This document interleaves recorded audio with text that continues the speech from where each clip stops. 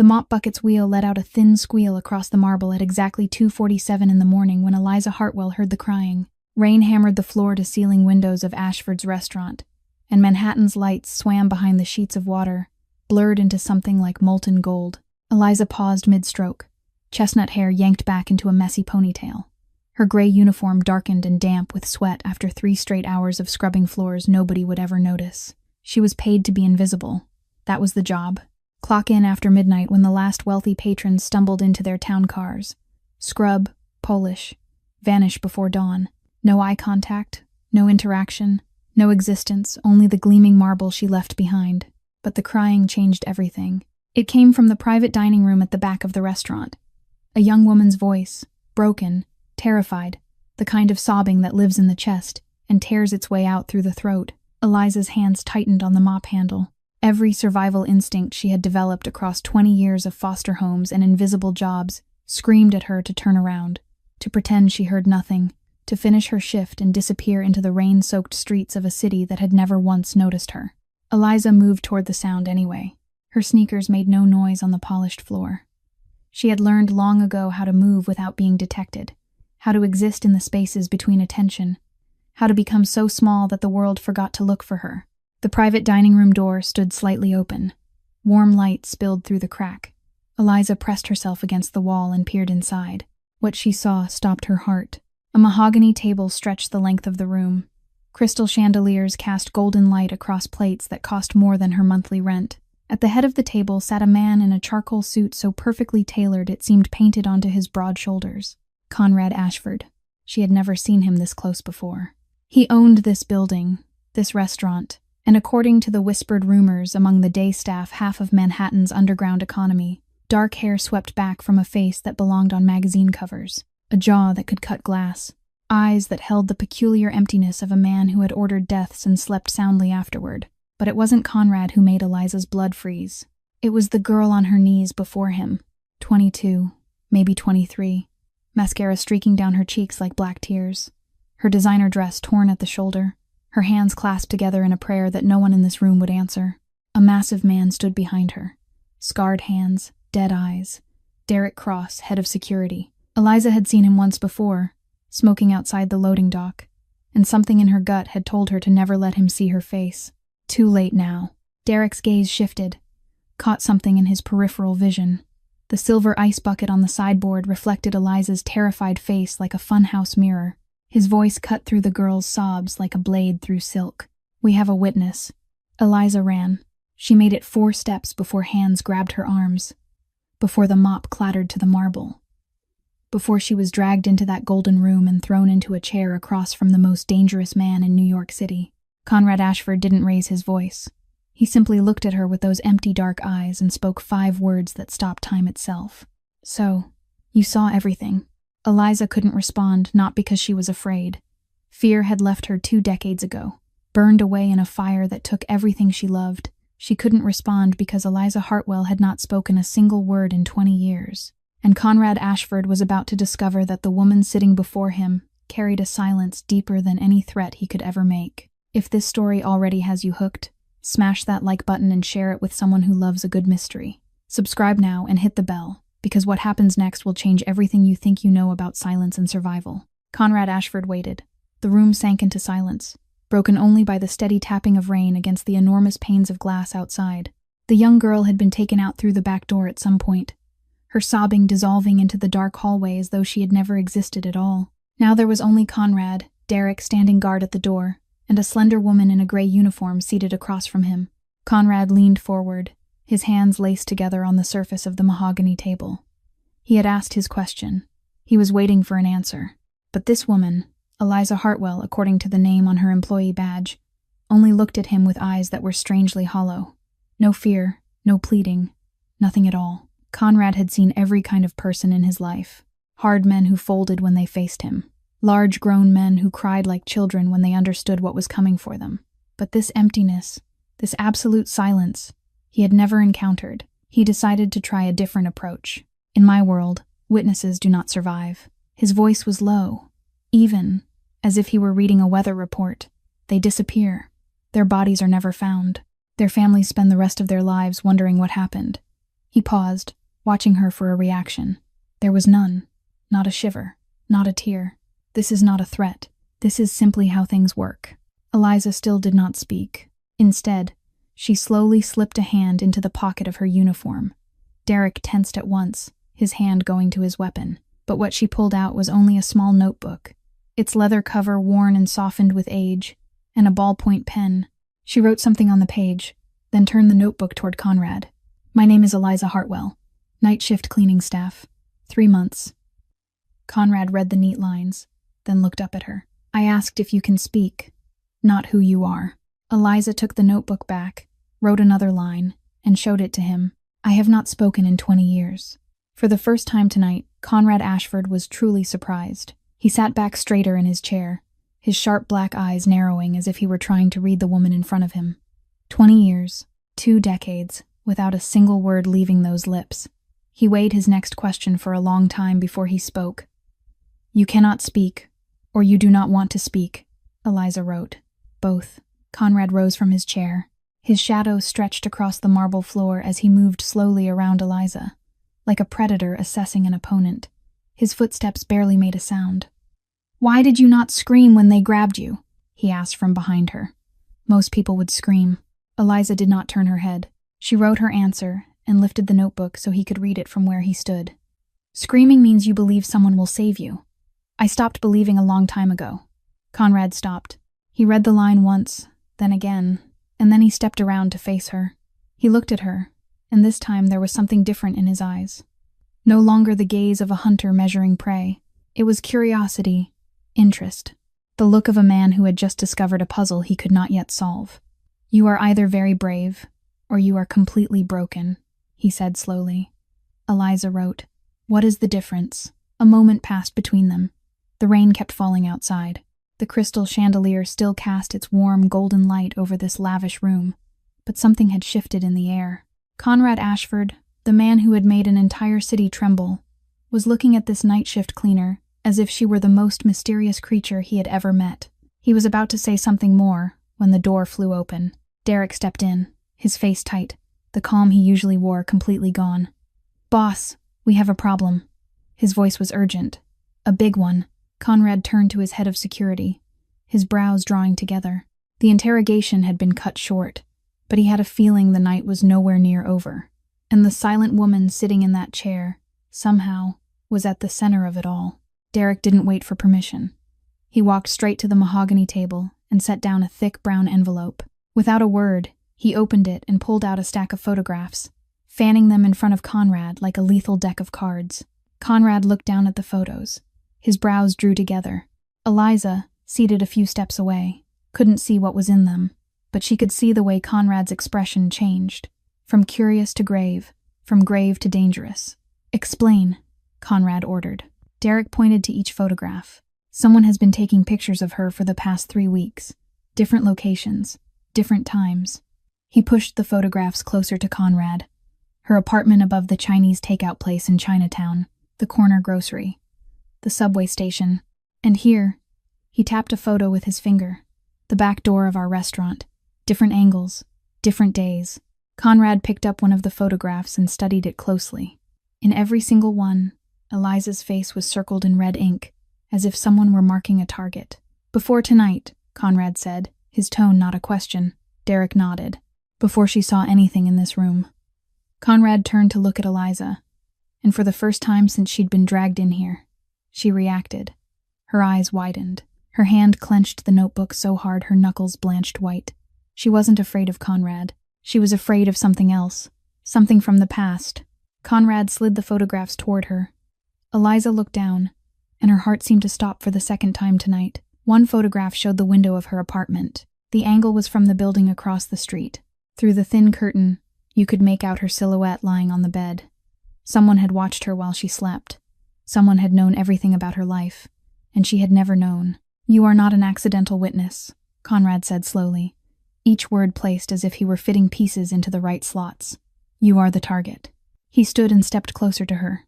Someone wanted you here, or wanted to know when you would be here. He tilted his head, studying her as if he were seeing her for the first time. Who are you really, Eliza Hartwell? Eliza lifted her pen, her hand trembling slightly as she wrote, "I don't understand what you mean. I'm nobody." Conrad read the line and let out a soft laugh with no humor in it.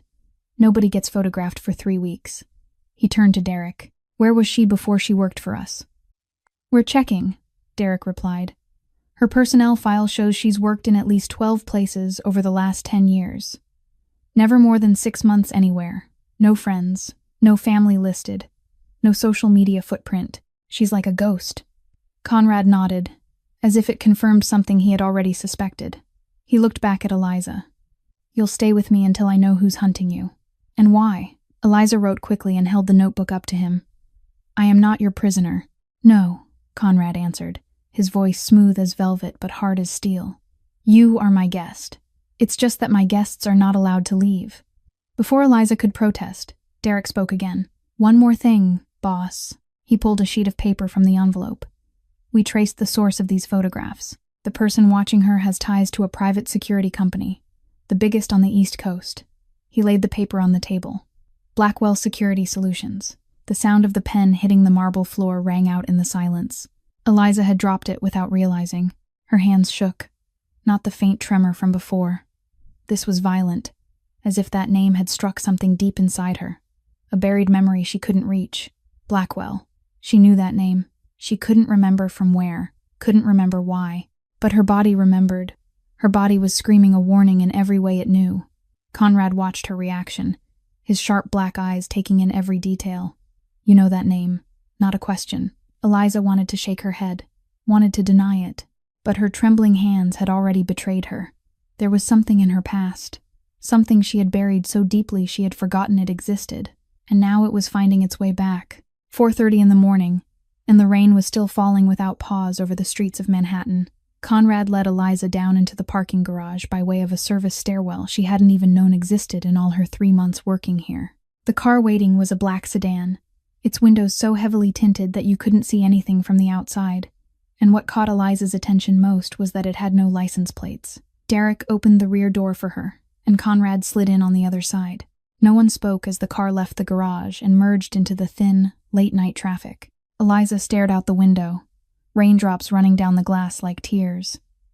Manhattan drifted past her, the city she'd lived in for 10 years but had never truly belonged to. The skyscrapers, the blinking neon signs, the streets she'd walked 1,000 times without anyone ever seeing her. She was a ghost in her own life. Conrad said nothing the entire way, but in the reflection on the window, Eliza knew he was watching her in the rearview mirror. Those black eyes missed nothing on her face. The car stopped in front of a 40-story building on the Upper East Side. Not the kind of glittering showpiece tourists photographed, but the kind of quiet luxury people paid for so they could have silence and privacy. Derek brought them into the lobby through a side entrance, far from the front desk. The private elevator required both a key card and a code to operate. Conrad entered a long string of numbers, and the elevator doors slid shut in silence. The penthouse took up the top 2 floors of the building. When the doors opened, Eliza stepped into a living room larger than the apartment she'd been living in for the last 3 years. Floor-to-ceiling glass looked out over Central Park, the green forest in the heart of the city now only a faint dark smear in the curtain of rain. But it wasn't the opulence that stopped Eliza in her tracks. It was the woman in the wheelchair by the window. She had brown hair spilling over her shoulders, bright shimmering eyes, and the warmest smile Eliza had ever seen. The complete opposite of Conrad. If he was darkness, then this woman was light. "Brother, you're bringing a woman home at 4 in the morning, she said, her voice laced with teasing. "First time in 5 years. Should I be excited or worried?" "Neither," Conrad replied, his voice still cold, but softened by something faint when he spoke to her. "She's here for her own safety." "Ah, so it's the usual my brother kidnapped someone situation," she said, rolling closer to Eliza, her smile never fading. "I'm Genevieve, the kidnapper's little sister." Eliza didn't know how to respond. She pulled out her notebook, about to write something, but Genevieve noticed immediately. "You communicate with a notebook, not a question." There was no pity in her tone, no excessive curiosity, just a simple acknowledgement. "I like people who know how to listen. They're rare." Eliza wrote quickly and held the notebook out for her to read. "Most people don't notice the ones who know how to listen." Genevieve read it, then laughed out loud. The sound was bright and clear, ringing through the vast room. "Most people are idiots. Conrad stood by the elevator doors, watching the two women talk. Something shifted in his expression, if only for a flicker. For the first time in years, he saw his sister truly laugh, not the polite smile she offered visitors, not the smile that masked the pain he knew she carried. A real laugh, natural, as if this silent woman had somehow reached the part of Genevieve he'd thought he'd lost long ago. "You know," Genevieve said to Eliza, her voice smaller now, "he's not as dangerous as he wants people to believe." Eliza looked at her for a long moment, then wrote. When she held the notebook up to Genevieve, there was something different in her eyes. Understanding. "I'm not afraid of dangerous people. I'm afraid of the ones who pretend they aren't dangerous." Genevieve read the line, and the smile on her mouth slowly faded, not with sadness, with recognition, because the sentence had touched something deep inside her, an old wound, a painful memory. She lifted her gaze to Eliza with eyes that had changed completely. Conrad was still standing there. He had heard every word, and for the first time, he wondered who this silent woman really was, and what injuries had taught her to understand another person's pain with such depth. 6 a.m, and Eliza still couldn't sleep. She sat by the living room window, drawing her knees up onto the chair, watching Manhattan slowly wake up below. The sitting room Conrad had shown her was more luxurious than any place she'd ever stayed, but no amount of opulence could drive away the thoughts spiraling through her head. The photographs. The name Blackwell, that haunting sense of familiarity she couldn't explain. The first light of dawn began to break through the cloud layer, washing the sky in a pale pink and soft orange. Central Park gradually emerged in the new light, a green forest in the middle of a concrete city, breathtakingly beautiful. But Eliza couldn't feel the beauty. She felt only emptiness. The sound of wheelchair wheels on wood made her turn her head. Genevieve was rolling toward her, brown hair slightly tousled from sleep, but her eyes still bright the way they'd been last night. Couldn't sleep either. Eliza shook her head. Genevieve brought her chair alongside Eliza and stopped where they could look out the window together. The two women sat in silence for a long time, watching the sun slowly lift at the edge of the horizon. 5 years ago, I could walk, Genevieve said suddenly, her voice as light as breath. I could run. I could dance. I used to love dancing. She paused, her gaze still fixed on the distance. Now I sit here and watch the sunrise through this window and wonder what it would feel like to stand on the street down there. Eliza took out her notebook and wrote a simple question. What happened? Genevieve read it, then let out a quiet sigh. A car accident. My brother was driving. She told it briefly, her voice even, as if she had replayed the story 100 times in her mind. They were running from one of Conrad's enemies. A rainy night like tonight. The road was blocked, the car flipped, and it went over the edge. Genevieve injured her spine, paralyzed from the waist down. Conrad didn't have a scratch. He blames himself, Genevieve said. Every day, every hour. He built this entire empire to protect me. But I think he's really trying to punish himself. She turned to look at Eliza.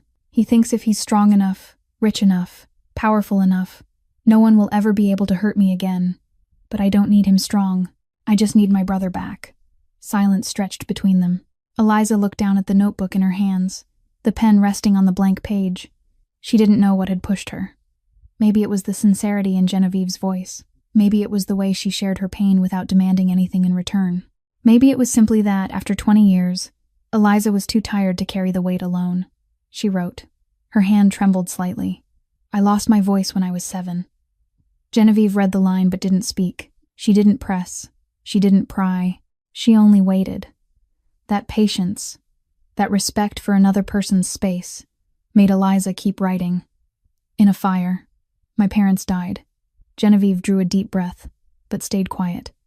You can't speak, physically, she asked gently. Eliza wrote the answer, and this time her hand shook more. I can. I choose not to. She paused, staring at what she had written, then continued. Because the last word I ever said was my mother's name. Another line, and she never answered. Genevieve read those lines. Her eyes went wet, but no tears fell. She understood. Eliza didn't need to explain any more.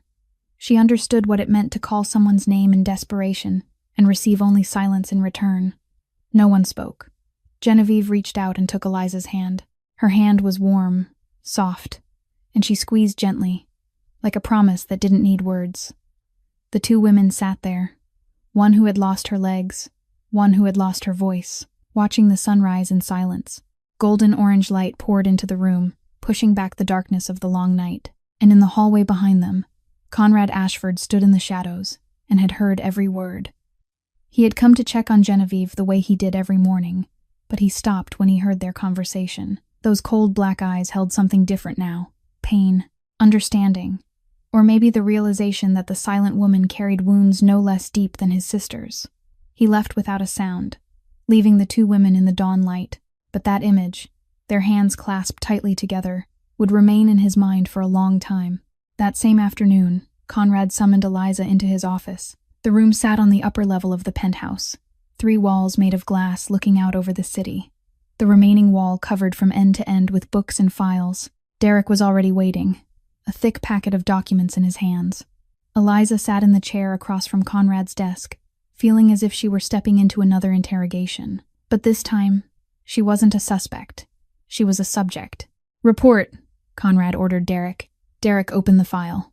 Eliza Hartwell, 27 years old, orphaned at the age of 7. Parents died in a house fire at their home in the suburbs of New York 20 years ago. Eliza sat still, listening to someone read her life the way a newscaster reads a bulletin. The official cause of the fire was a gas leak. No criminal investigation. She was adopted soon after by Walter Jennings. He was her father's close friend. Derek turned a page. For the next 20 years, she lived like a ghost. No friends. No romantic relationships. No social media accounts. 12 different jobs over the last 10 years. All of them invisible work. Cleaning, dishwashing, stocking shelves at night. No one remembers her face. No one knows she exists. He closed the first file and opened another. But this is the interesting part. Conrad leaned forward, his black eyes fixed on Derek. Thomas Hartwell, her father, was not just an ordinary accountant. He worked for Meridian Financial Group, one of the largest financial conglomerates of its time. Derek placed an old photograph on the desk. A middle-aged man, with kind eyes and a warm smile. Eliza stared at it, and her heart felt as if it were being crushed in a fist. Her father. She hadn't seen that face in 20 years. "The fire file was sealed by the FBI," Derek continued. "That is not normal for a simple gas leak. I managed to hack part of their records." He glanced at Conrad as if waiting for a reaction, but Conrad only nodded for him to go on. Thomas Hartwell was a whistleblower. He discovered that Meridian Financial was laundering money for organized crime on a massive scale. Hundreds of millions of dollars a year. He secretly gathered evidence for 2 years, copying documents, recording meetings. He planned to hand everything to the FBI. Derek paused for a beat. The night before the scheduled handoff, the house burned. Thomas and his wife died. The evidence disappeared. The FBI closed the case. Eliza felt the room begin to spin. For 20 years, she had believed her parents died in an accident. For 20 years, she had carried the grief without knowing someone had meant to kill them. "There's more," Derek said. Meridian Financial Group merged into a larger corporation 18 years ago, right after the fire. That corporation is now owned by Harrison Blackwell. The name struck again. Blackwell. The same name attached to the security company that had been watching her. Harrison Blackwell, Conrad repeated, his voice thoughtful. One of the most powerful men on the East Coast. He owns banks, real estate, a security firm. He has ties to politicians and to the underworld. No one dares touch him. He turned to Eliza. "Your father was not just an accountant. He was trying to bring down one of the most powerful men in New York. And that man is hunting you now." Eliza lifted her pen, her hand shaking so badly her writing came out crooked. "I was only 7. I don't know anything about this." Conrad read the line, then looked at her. "But someone thinks you know something. Or that you have something." Eliza wanted to argue. She had nothing. Just an invisible cleaning woman with an empty apartment and an old notebook. No secrets, no treasure, nothing to bargain with. And then she heard it. Not a real sound, but a memory. A voice from 20 years ago, rising from the deepest place in her mind. Cold, unhurried, without a trace of feeling. "Where are the documents, Thomas? Tell me, and I'll let your wife live." Eliza went rigid in her chair. She couldn't remember a face. She couldn't recall details. But that voice, she remembered that voice. It had followed her through nightmares for 20 years, and she had always told herself it was only imagination. Her hand trembled violently as she wrote. "He was there. The night my parents died. I heard his voice." Conrad read the words, and understanding sharpened in his dark eyes. He looked at Eliza, and and for the first time she saw something like respect in his gaze. "You are not just a witness to what happened in my restaurant last night," he said slowly. "You are the only living witness to what happened 20 years ago." The room fell into silence. Beyond the glass, Manhattan moved as it always did, unaware that in this penthouse, the past was forcing its way back, ready to collect a debt 20 years overdue. The next day, at 10 in the morning, Derek knocked on Conrad's office door with a tense look on his face. "There's an older man in the building lobby. He's demanding to see Eliza Hartwell." Conrad looked up from the stack of paperwork. "Who is he?" "He claims he's the one who raised her for 20 years.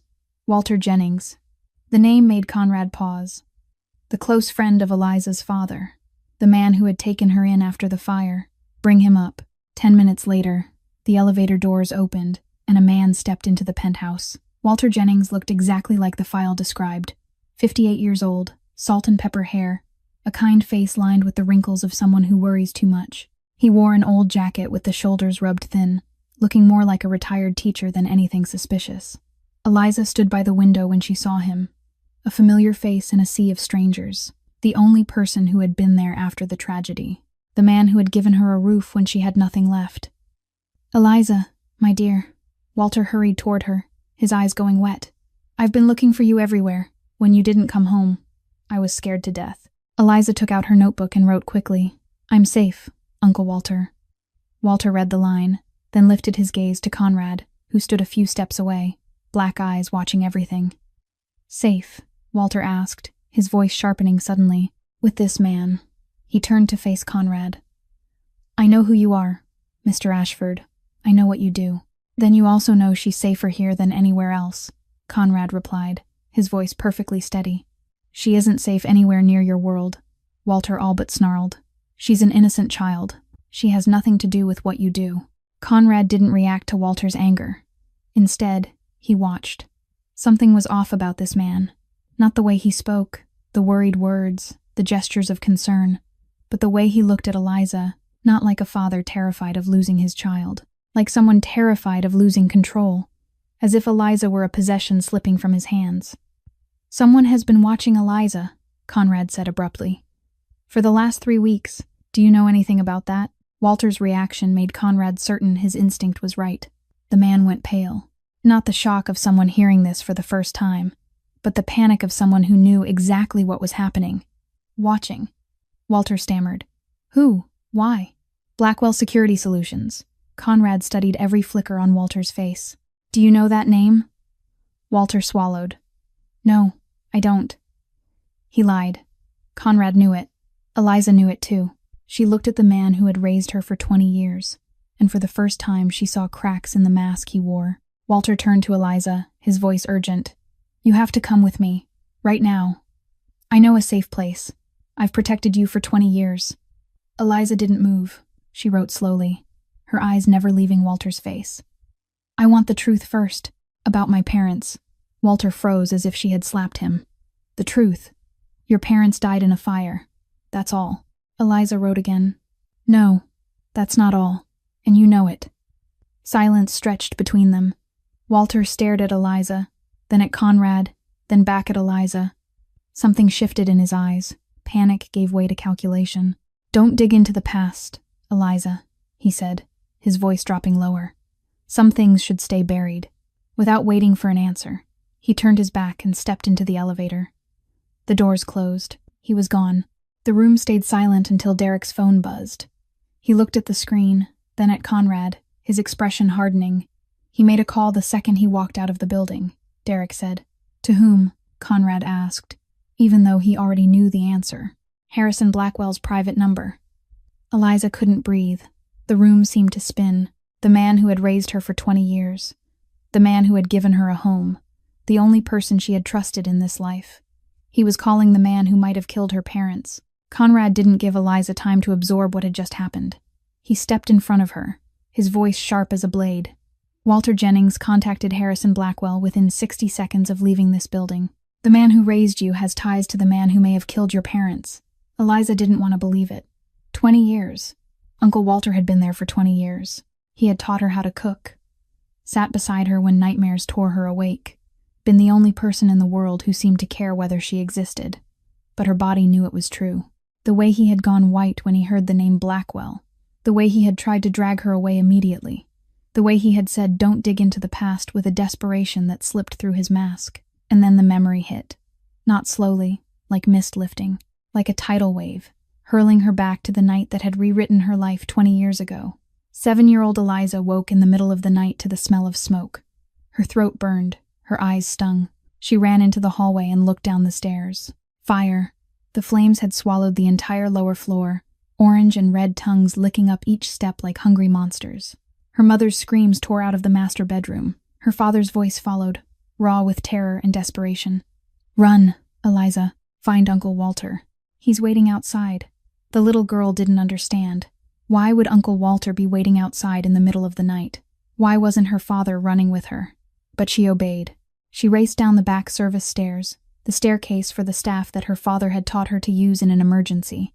And as she ran past the living room, already burning, she heard that voice, a strange man's voice, cold, slow, empty of feeling, as if he were asking about the weather instead of standing in a house on fire. "Where are the documents, Thomas? Tell me, and I'll let your wife live."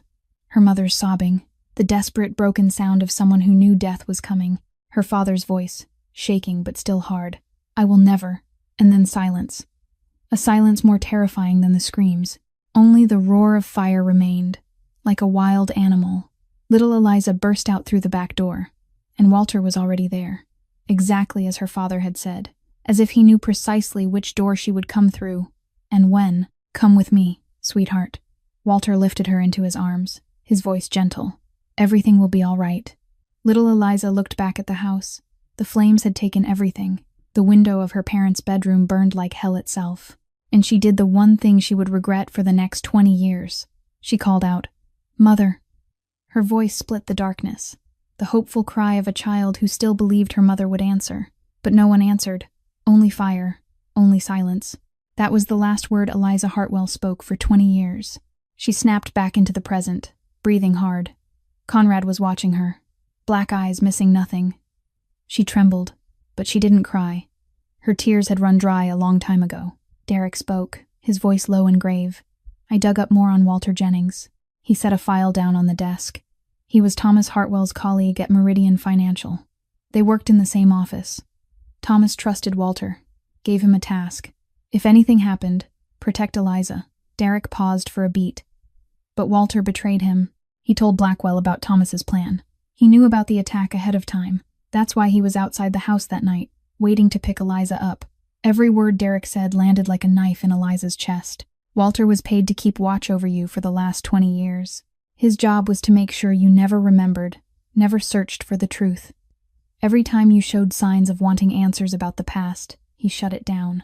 He was paid monthly from a secret account tied to Blackwell. Eliza stared down at her hands shaking beyond her control. 20 years she had believed Walter was good.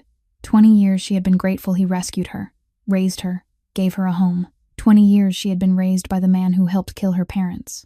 Her silence hadn't only been a choice. Walter had kept her in the dark on purpose. She had been a prisoner without knowing it. She picked up her pen, her hand shaking so badly the words were almost unreadable. Just one line. "Everything I believed was a lie." She set the notebook down, stood, walked to the window. Manhattan spread out below. Millions of people living their lives, unaware that in this penthouse a woman had just lost the last pieces of what she had left. 27 years of her life, built on ashes and lies. And now even the ashes were gone.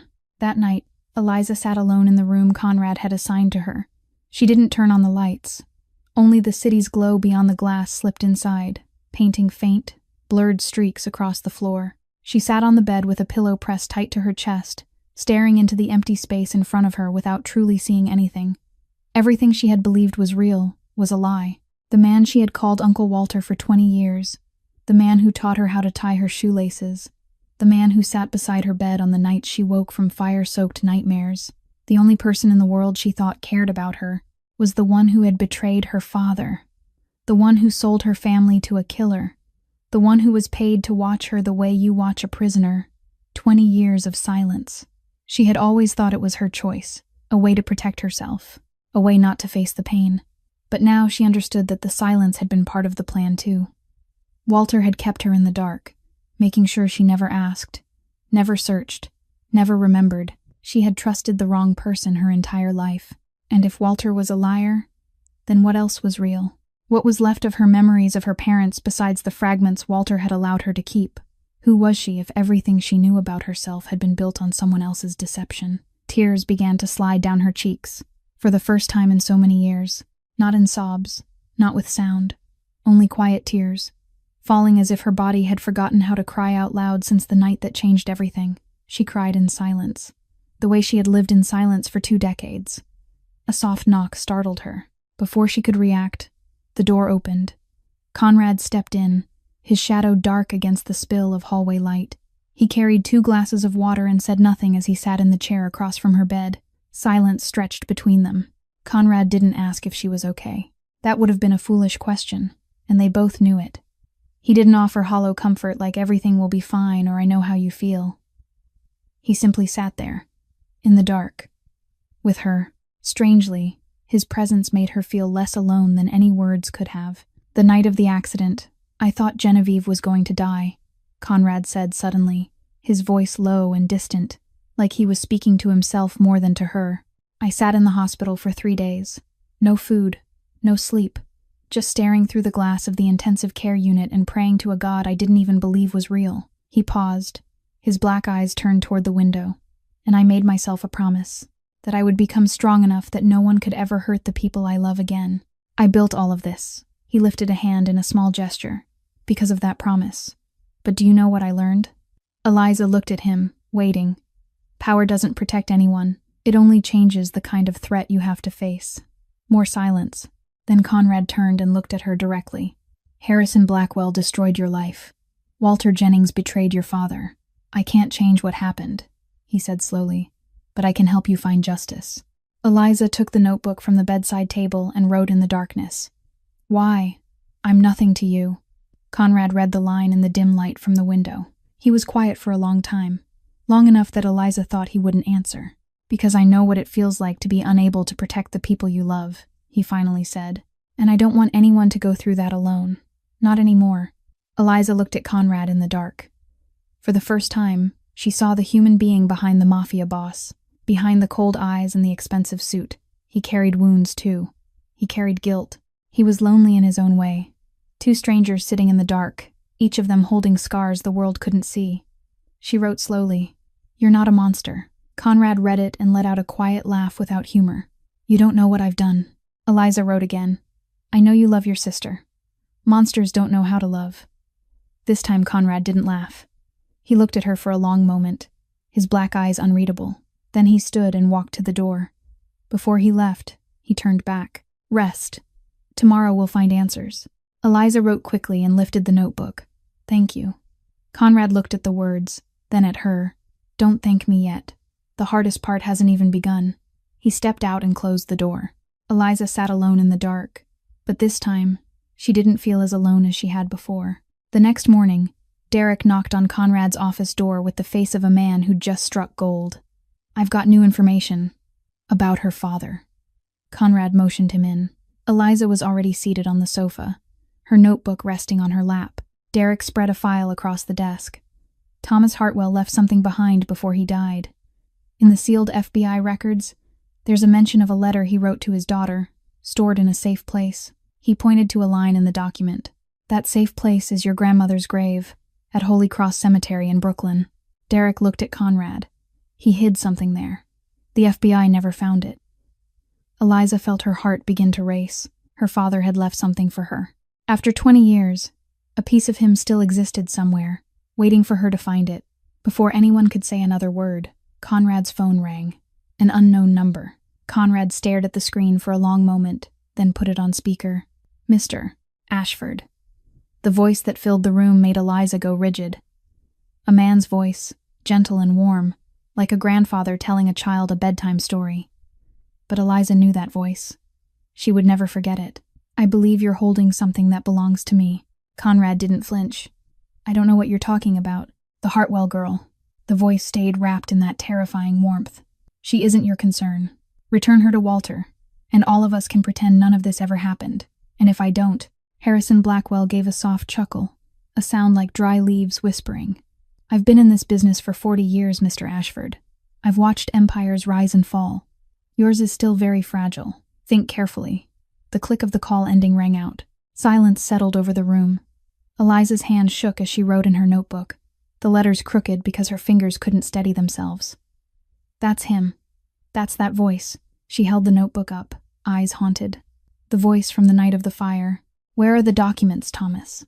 I've heard this voice in my nightmares for 20 years. Conrad read the words, his jaw tightening. "Then we're going to that cemetery. Tonight. Before Blackwell figures out what your father left behind." Derek spoke. "Careful. It could be a trap." "Everything is a trap," Conrad replied coldly. "The only question is who triggers it first." The sound of wheelchair wheels on wood made all three of them turn. Genevieve rolled into the room, her face worried but set with resolve. "I heard everything," she told Conrad. "Be careful, brother." Then she turned to Eliza. Without a word, she slipped off the knit cardigan draped over her shoulders and held it out to Eliza. "So, you'll remember someone cares." Eliza took the sweater, feeling the warmth still held in the fabric from Genevieve's body. For the first time in 20 years, she felt like she belonged somewhere. An hour later, the security team was ready. Eliza stood by the window, watching Conrad's men check their equipment. She wrote quickly and held the notebook out to Conrad as he passed. "You don't have to do this. This is my past, my fight." Conrad read the line, then looked at her. "Your fight became my fight the moment Blackwell threatened what I'm protecting." Eliza wrote another line, eyes fixed on him. "Is that all I am? Something under your protection?" Conrad read the question. He didn't answer. He only looked at her for a long moment, his deep black eyes unreadable. Then he turned and walked away, leaving the question hanging in the air like a promise that hadn't yet taken shape. 11 at night. The convoy pulled away from the penthouse. 2 black SUVs moved in silence through the streets of Manhattan, Conrad and Eliza riding in the middle vehicle. Derek drove, his eyes locked on the road ahead. In the back seat, neither of them spoke. The only sounds the soft rain ticking on the windows and the steady sweep of the wipers. Manhattan slid away beyond the glass, bright high-rises giving way to darker neighborhoods as they headed toward Brooklyn. Eliza watched the city pass, the city she'd lived in for 10 years and yet had never truly seen. "After the accident, I almost walked away from everything," Conrad said suddenly, his voice low and far off. "Sold the business, disappeared, found some place where no one knew my name, and lived the rest of my life like an ordinary man." Eliza turned to look at him, waiting. In the dim wash of streetlights, Conrad's face looked softer, less like a Mafia boss, and more like a tired man. "But Genevieve said something that made me change my mind," he continued. "She said, if you run, then the loss of my legs means nothing. Stay. Fight. Make it mean something." Conrad stared out the window, the city lights reflected in his black eyes. "So I stayed. I fought. I built all of this. But there are nights I still wonder whether I made the right choice." Eliza took out her notebook and wrote in the faint light. "You gave her a life, a home, someone to protect her. That isn't meaningless." Conrad read the line, then turned to her. "And you, Eliza, what will you do when all of this is over?" Eliza wrote slowly, thinking about the question.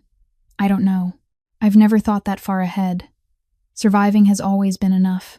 Conrad read it and fell silent for a long moment. "Maybe it's time you start thinking about living, not just surviving." Before Eliza could write an answer, the car slowed. They were there.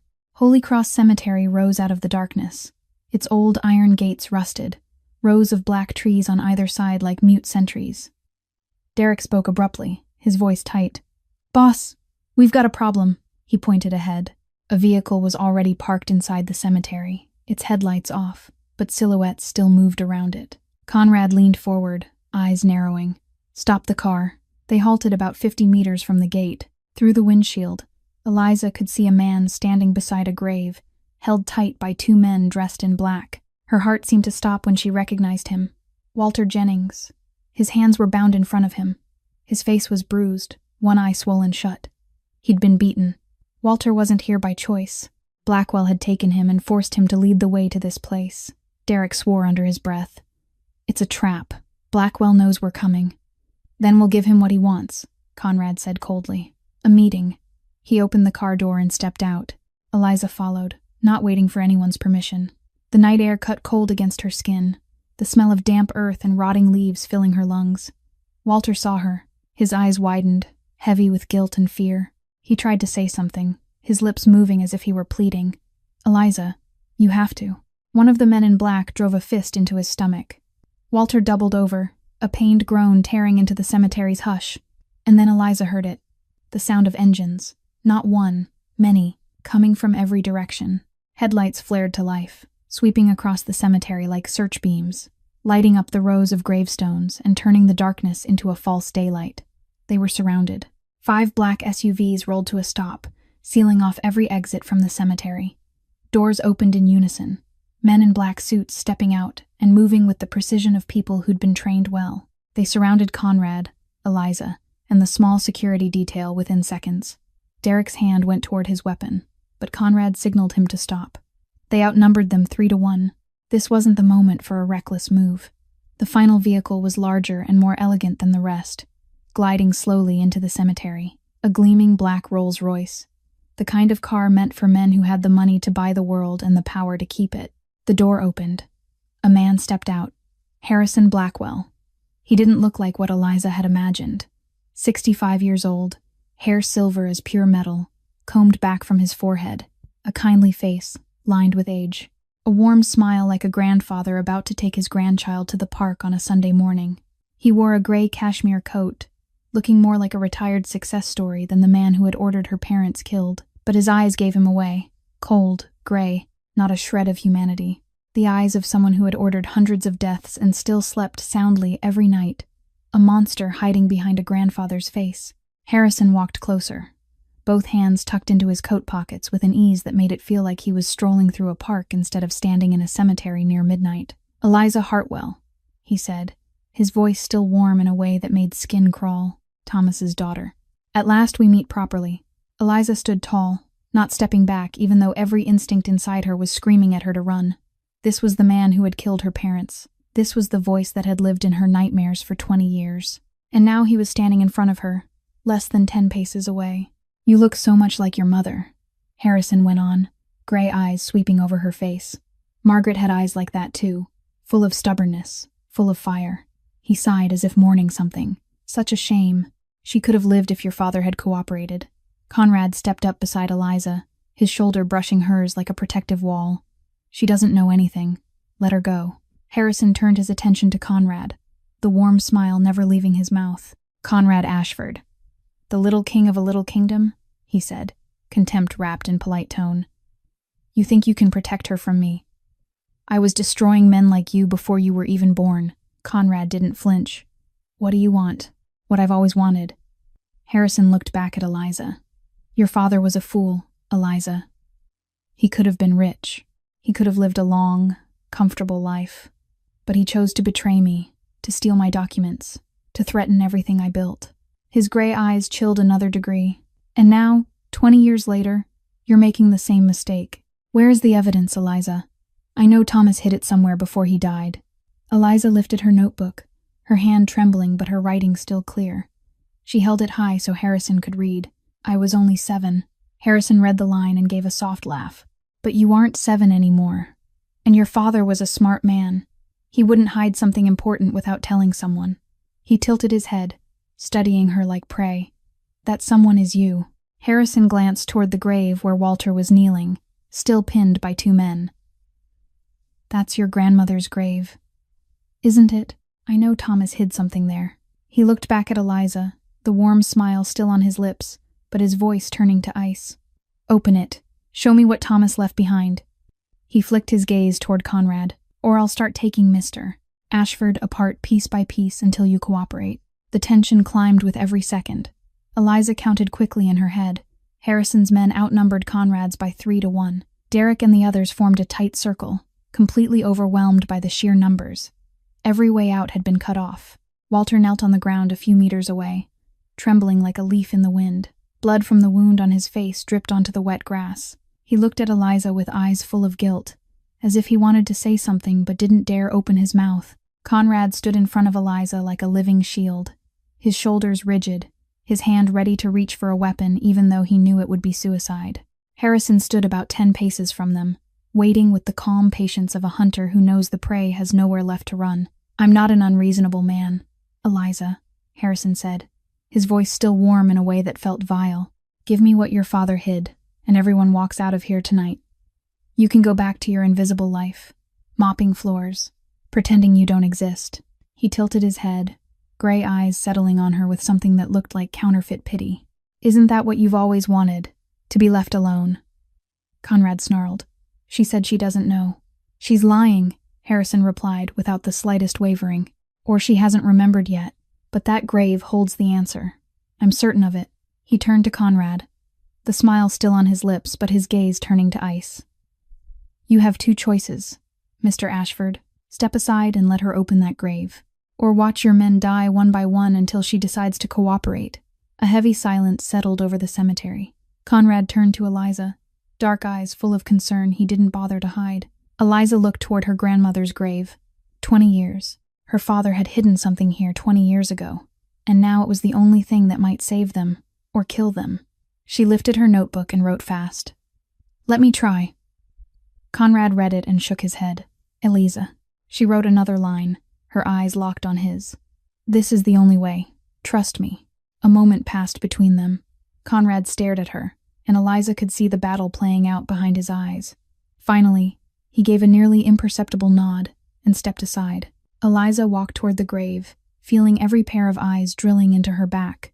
Her heart hammered so hard she could hear it in her ears. She knelt in front of the headstone and read the name carved into the stone under the glare of the headlights. Eleanor Hartwell. Her grandmother, a woman she held only the faintest memories of, the smell of apple pie and the warmth of her laughter.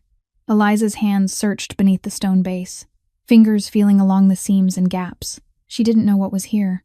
She didn't know what her father had hidden, but she had a plan, however fragile it was. Her fingers touched something, metal, cold. She pulled out a small box, caked with dirt and moss after 20 years underground. It had been here all this time, waiting for her to find it. Harrison moved closer, gray eyes lighting with an eagerness he didn't bother to hide. "Open it. Right now." Eliza stood and turned to face him. The box sat in her hands, and she felt its weight. The weight of 20 years of secrets and suffering. She opened the lid slowly. Inside was an old envelope, yellowed with age, and a folded set of papers, carefully creased. Harrison smiled, the smile of a man who believes he's already won. Finally, Eliza lifted the papers out, and everything changed. Eliza opened the envelope with trembling hands. Inside were sheets of paper, faint lines on them, as if they were printed documents. Harrison stepped closer, gray eyes gleaming with the hunger of a man about to put his hands on the thing he'd hunted for 20 years. "Give them to me," he ordered, his voice no longer wrapped in false warmth, now sharp with urgency. Eliza didn't hand them over. Instead, she flipped through the pages in her hands and looked more closely under the wash of headlights from the vehicles around them, and her heart seemed to stop.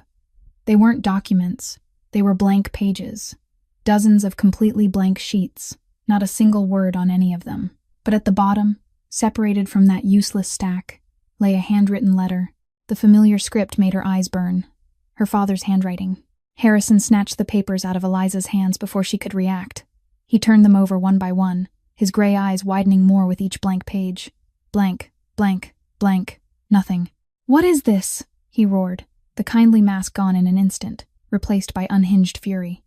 "Where are the documents?" He flung the pages to the ground, and they scattered on the night wind like white butterflies. "This can't be," Thomas said. Walter spoke up from where he knelt, panic cracking his voice. "That can't be all. He told me the evidence was in the grave."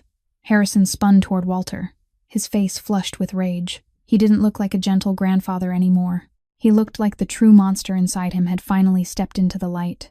"You told me you knew where it was," he snarled, stalking toward Walter, each step pounding like a war drum. I thought I did," Walter stammered, shrinking in on himself. Thomas never said it plainly. He only hinted. "Useless," Harrison hissed through clenched teeth. While Harrison was distracted, Derek signaled his team. Small movements, almost impossible to notice. But Eliza saw them beginning to shift their positions. Conrad moved closer to her, his shoulder brushing hers like a silent reassurance. And then Eliza heard it. Sirens in the distance. At first no more than an insect hum, growing louder by the second. Red and blue lights flickered at the far end of the road leading into the cemetery. Plan B. Derek had quietly alerted the FBI to a shooting at Holy Cross Cemetery the moment they realized it was a trap. Harrison recognized it immediately. He turned toward Conrad with a look of pure hatred. "You called the authorities." "Insurance," Conrad replied, his voice perfectly steady. "You think the FBI scares me." Harrison gave a dry laugh, but Eliza could see unease in his eyes. "I own half of them." But he, and everyone there, knew the truth. This couldn't be cleaned up anymore. Too many witnesses, too many men, and the FBI was coming. In the chaos, Eliza looked down at the letter still in her hand, the letter Harrison had ignored in his frenzy to find the documents. She read the first line, her father's handwriting blurring as tears she hadn't even noticed began to fall. "My beloved daughter, Eliza. If you're reading this letter, it means I'm gone." And in that moment, something shifted inside Eliza. 20 years of silence. 20 years of burying her voice because the last word she'd spoken had been her mother's name, answered by nothing. 20 years of letting other people decide her life, keeping her in the dark, turning her into a ghost. But her father hadn't given up. Her father had fought. Her father had died to protect the truth, and now she would not be silent anymore. She wanted to speak. She wanted to use her own voice as a weapon. She wanted to face the man who had killed her parents with the voice she'd buried for 20 years. Eliza straightened, the letter in her hand. She looked Harrison Blackwell in the eye, and she opened her mouth. Conrad turned to her, black eyes widening in shock. Harrison paused, his fury briefly replaced by confusion. Everyone in the cemetery seemed to freeze, waiting, and for the first time in 20 years, Eliza Hartwell spoke. Her voice came out rough and thin, rusted from 20 years of disuse, like a door that had been locked too long finally being forced open, its hinges creaking from lack of oil. But each word rang clear in the cemetery's hush, cutting through the wind, cutting through the police sirens, drawing closer, cutting through 20 years of silence. No, one word, just a single word, but it shattered everything. Harrison Blackwell went rigid as if lightning had struck him. His gray eyes widened, unable to believe what he'd just heard. You can speak." Eliza held the gaze of the man who had killed her parents, the man who had ruined her life, the man who had turned her into a ghost for 20 years. And she answered in her own voice. "I could always speak." Her voice trembled, but it wasn't weak. Each word was like a bullet finally fired after 2 decades in the chamber. "I chose silence, but today, I choose to speak." She looked down at the letter in her hand, her father's handwriting blurring under the headlights, and she read aloud, her voice strengthening with every line, as if 20 years of silence were pouring out like water from a broken dam. "To anyone who finds this letter, if you are reading these words, it means I am gone. The evidence you are searching for is not here. It never was. It is in the safest place I know, in the hands of the one person Harrison Blackwell will never suspect. My daughter, Eliza, knows where it is. She has always known. She simply has not remembered yet. When you are ready, you will remember, and you will finish what I began. I love you, Eliza. Be brave. Thomas Hartwell." Harrison lunged toward her in a fury. "You're lying. Where is the evidence?" Conrad stepped forward and blocked him, the 2 men close enough that their shoulders almost touched. But Harrison didn't look at Conrad. He looked through him, locking onto Eliza with the eyes of a man who had lost everything. "Tell me where it is." Eliza stared back, and for the first time in 20 years, she smiled. Not the frightened smile of prey before a hunter, not the broken smile of surrender, the smile of someone reclaiming power from the hands that had stolen it. "I don't know where it is." Her voice was steadier than it had ever been. "But now, neither do you, and you'll spend the rest of your life wondering." Conrad spoke, his voice cold as steel. "You just threatened a witness in a public cemetery. The FBI is on the way. Anything you do to her now will only prove the evidence is real. You can't touch her without confirming everything her father ever said about you." The red and blue lights flashed closer, the sirens shredding the night silence. Harrison looked around and realized he'd been cornered, not by guns or power, but by a woman who had been silent for 20 years and a letter from a dead man. He looked at Eliza one last time, gray eyes burning with hatred. "This isn't over," Eliza answered in her own voice, the voice she had buried since that night 20 years ago. "No, it's only beginning." Harrison turned and strode toward the Rolls-Royce. His men followed, the black convoy vanishing into the darkness seconds before the first FBI vehicles reached the cemetery gate. What came next was chaos. Floodlights, shouted commands, men in jackets marked FBI running toward them, and Walter Jennings was cuffed right where he knelt. He cried when he looked at Eliza, tears mixing with blood on his bruised face. "I'm sorry. I'm so sorry." Eliza turned her back. She didn't need his apology. She didn't need his explanations. She didn't need anything from the man who had betrayed her father and kept her trapped in the dark for 20 years. She stood in the cemetery beside her grandmother's grave, her father's letter still in her hand. Her throat burned, every word she had forced out feeling like it tore through scar tissue formed over 2 decades of disuse. 20 years of silence couldn't vanish in a single night. But she had spoken. She had fought. And she had won. Conrad came to stand beside her without a word. He simply stood there, in silence, the way he had in the dark room the night she broke. And Eliza understood that sometimes someone's presence matters more than any words ever could. Dawn at the penthouse. The first light of a new day poured over Manhattan like a river of gold flowing between the tall buildings. Eliza stood by the window, watching the city wake up below. Her throat burned, every breath like swallowing broken glass, but she felt relief, as if the stone she'd carried on her shoulders for 20 years had finally been set down, as if she could draw a full breath for the first time since the night the flames stole everything. Soft footsteps behind her. Conrad came to stand beside her, 2 cups of coffee in his hands. He offered her one without a word, and they stood together in silence, watching the sun slowly rise at the horizon.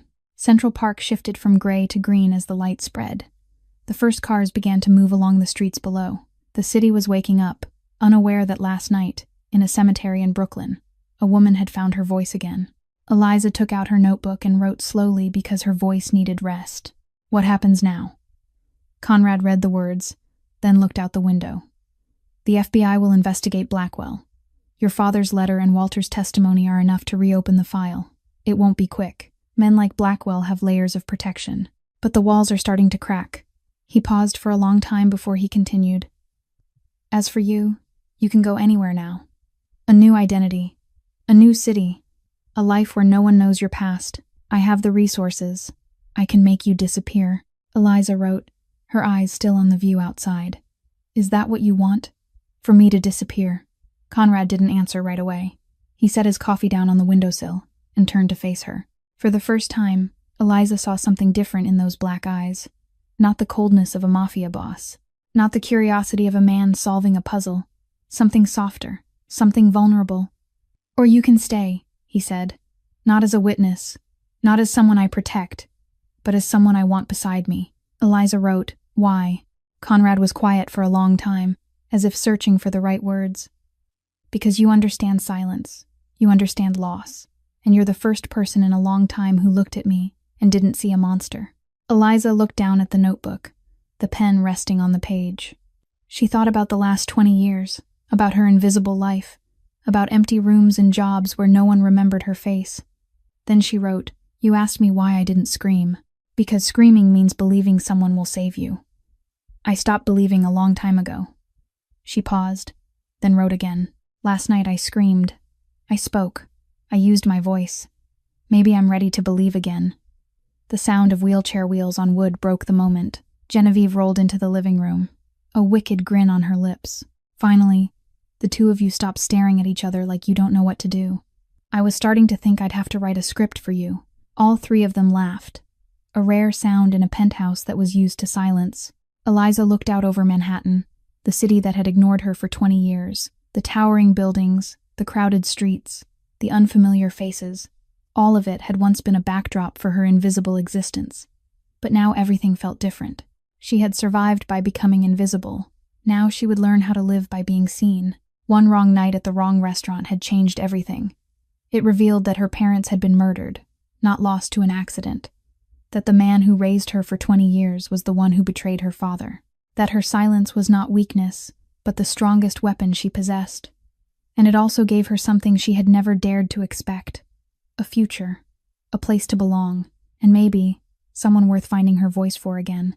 And that is where we leave Eliza Hartwell and Conrad Ashford, standing in the light after decades in the dark, facing a future neither of them could have imagined. This story offers us a profound lesson about the power of resilience and courage.